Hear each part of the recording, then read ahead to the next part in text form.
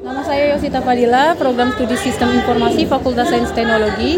Hari ini telah dilaksanakan yudisium dengan berjalan dengan lancar dan acaranya sangat meriah. Harapan saya untuk Universitas Bina Dharma, semoga Universitas Bina Dharma semakin sukses dan jaya untuk kedepannya. Baik, nama saya Fionaldo dari Program Studi Teknik Elektro Fakultas Sains Teknologi.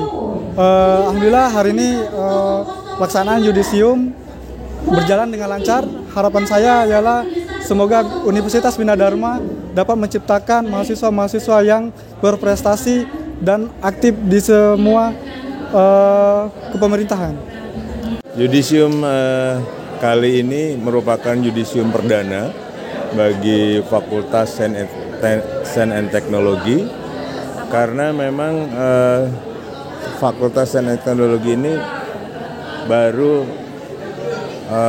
digulirkan ya per tanggal 2 Januari 2023 ya maaf.